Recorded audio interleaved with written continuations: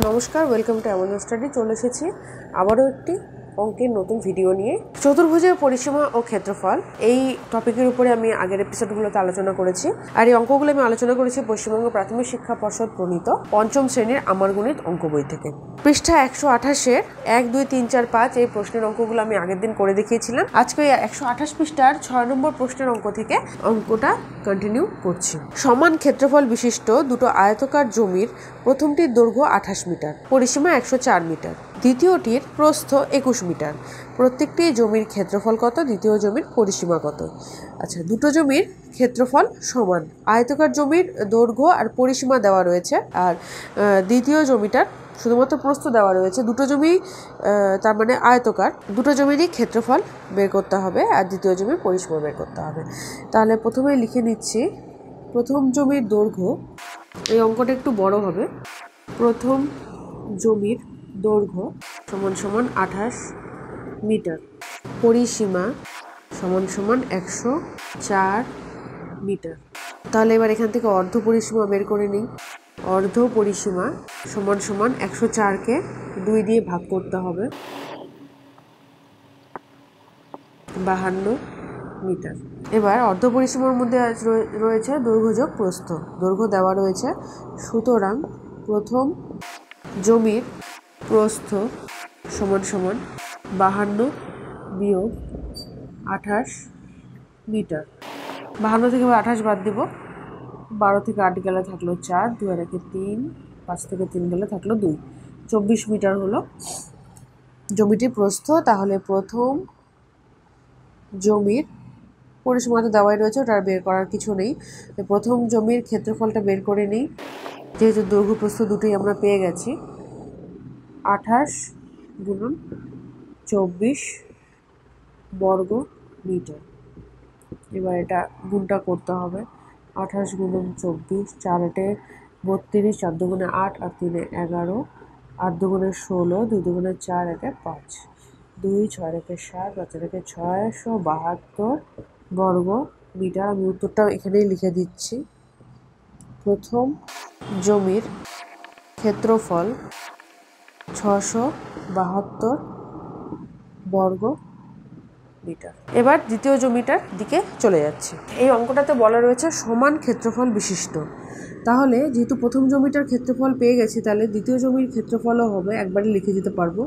উত্তর দ্বিতীয় জমির, দুটো জমির ক্ষেত্রফল যেহেতু সমান, প্রথম জমির যেটা ক্ষেত্রফল হবে সেটাই দ্বিতীয় জমির ক্ষেত্রফল।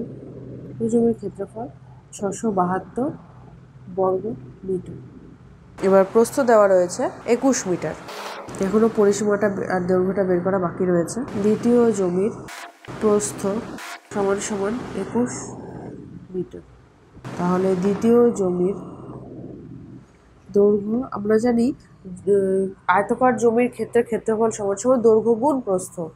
তাহলে ক্ষেত্রফলকে যদি আমি প্রস্থ দিয়ে ভাগ করি তাহলে দৈর্ঘ্যটা পেয়ে যাব দ্বিতীয় জমির। সুতরাং দ্বিতীয় জমির দৈর্ঘ্য সমান সমান 672 ভাগ 21 মিটার। এবার 672কে 21 দিয়ে ভাগ করছি, 3 দিয়ে প্রথমে যদি দেই তাহলে আসবে 63, 67 থেকে 63 গেলে থাকবে 42, 21 দুগুণে 42।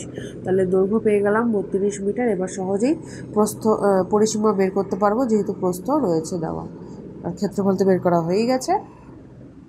তাহলে দ্বিতীয় জমির পরিসীমা, আয়তকার জমির ক্ষেত্রে পরিসীমার ফর্মুলা হলো 2 গুণ দৈর্ঘ্য যোগ প্রস্থ। 2 গুণন 2 1 3, 3 2 5, 53 মিটার, 3 দুগুণে 6, 5 দুগুণে 10, 106 মিটার হলো পরিসীমা। উত্তর দ্বিতীয় জমির পরিসীমা 106 মিটার। এবার চলে যাব 7 নম্বর অঙ্কে। 7 নম্বর অঙ্ক একটা ছবি দেওয়া রয়েছে সেই অঙ্কটা, তাই আমি আগে প্রথমে ছবিটা আঁকিয়ে নিচ্ছি। 7 নম্বর অঙ্কে একটা আয়তকার ছবি দেওয়া রয়েছে। পুরো আয়তকারটার নাম হলো গিয়ে GHEF বা EFGH। তার মধ্যে আবার ভাগ হয়েছে ABCD একটা আয়তক্ষেত্র, যেটার ক্ষেত্রফল হলো 144 বর্গমিটার। আর AB মানে প্রস্থটা দেওয়া রয়েছে এই ক্ষেত্রফলটির, এই আয়তকার এবিসিডি আয়তকার অংশটির প্রস্থ রয়েছে 9 মিটার, দৈর্ঘ্য মানে এডিটা আমরা জানি না, আর এই পুরোটা হলো 12 মিটার, এই পুরোটা হলো 15 মিটার। তাহলে এবার বের করতে বলেছে প্রথমে বিই, মানে বিইটা কি করে বের হবে? দেওয়া রয়েছে 12 মিটার আর এবি হলো 9 মিটার, তাহলে বিইটা বেরোবে কি? পুরো থেকে যদি এবিটা বাদ দিয়ে দিই, তার মানে এখানে লিখছি আমি এই মাইনাস এ বি, তাহলে আমরা বিইটা বেরিয়ে যাবে 12 বিয়োগ 9 মিটার সমান সমান 3 মিটার। এটুকু হলো বিই। এবার বলেছে এইচ এ, এটা বের করতে হবে। এটা পেয়েছি 3, এটা রয়েছে 9 আর পুরোটা হলো 15, তার মানে থেকে বাদ দেব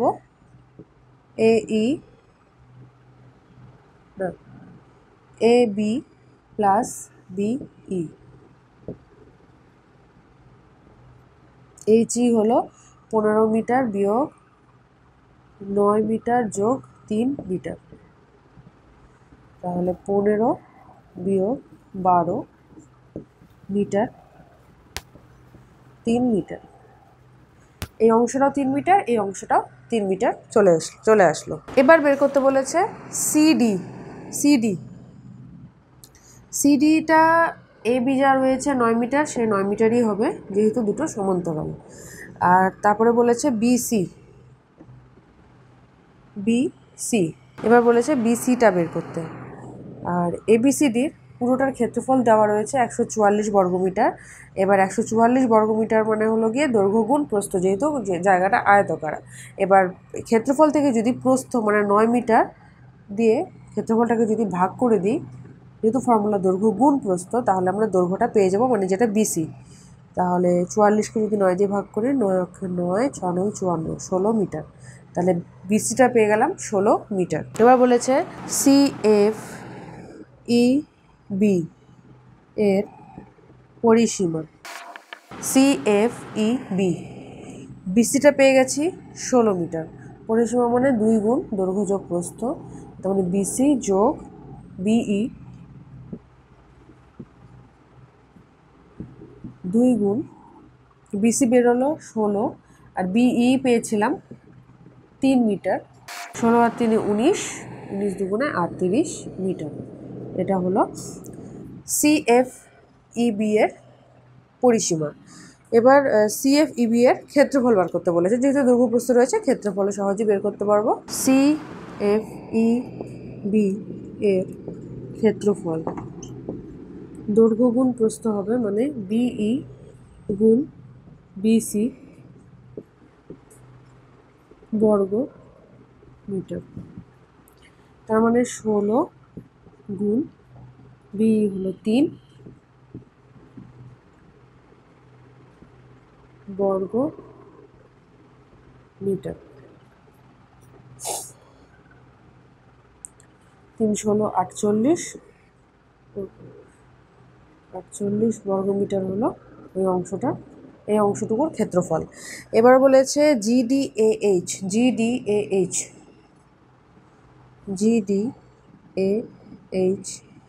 এর পরিসীমা।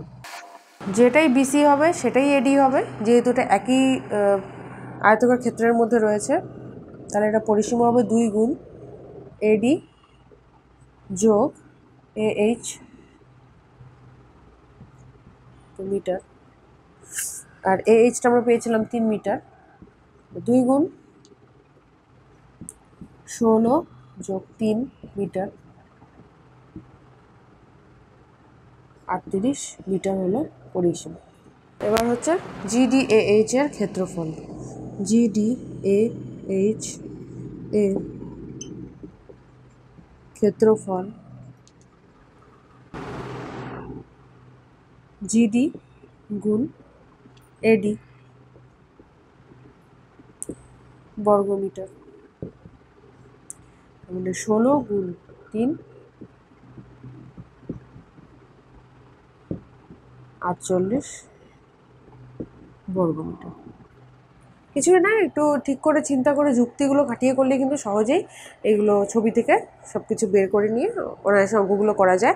এবার 8 নম্বর আর 9 নম্বর অঙ্ক ছক কাগজে মানে গ্রাফ পেপারে করতে বলেছে, তো বোর্ডে তো গ্রাফ পেপার করা সম্ভব নয়, তাই আমি 8 নম্বর 9 নম্বর অঙ্কটা বাদ দিলাম। এবার চলে যাচ্ছি একবারে সরাসরি 10 নম্বর অঙ্কে। 10 নম্বর অঙ্কে বলা রয়েছে একটা বর্গাকার মাঠের দৈর্ঘ্য 40 মিটার, প্রতি বর্গমিটার 6 টাকা হিসেবে ঘাস লাগাতে কত খরচ পড়বে। যেহেতু ঘাসগুলো মাঠের মাঝখানে পড়বে মানে মাঠের মধ্যে, তাহলে আমাকে এখানে মাটির ক্ষেত্রফল বের করতে হবে।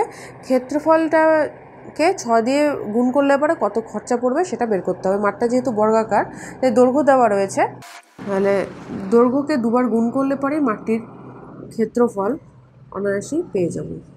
তাহলে মাটির ক্ষেত্রফল হবে 40 গুণন 40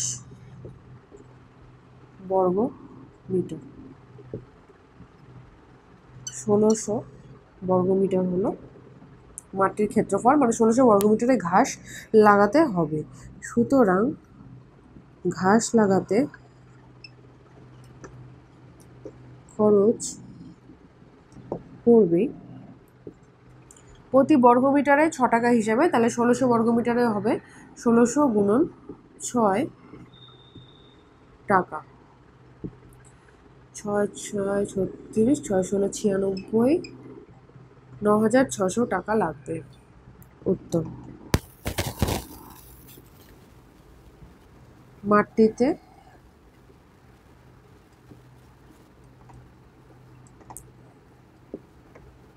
ঘাস লাগাতে 9600 টাকা লাগবে। চতুর্ভুজের পরিসীমা ক্ষেত্রফলের যতগুলো অঙ্ক ছিল বই আমি সবগুলোই প্রায় করে করে দেখানোর চেষ্টা করেছি। আর এরকম আরও যদি কোনো সমস্যা থাকে তোমরা আমাকে অবশ্যই কমেন্টে জানাতে পারো। এরকমই আরও নতুন নতুন অঙ্কের চ্যাপ্টার নিয়ে আমি আমার পরবর্তী এপিসোডগুলোতে হাজির থাকবো। তাই অবশ্যই চ্যানেলটি লাইক এবং সাবস্ক্রাইব করে সাথে থাকো, দেখতে থাকো অ্যামাজন স্টাডি।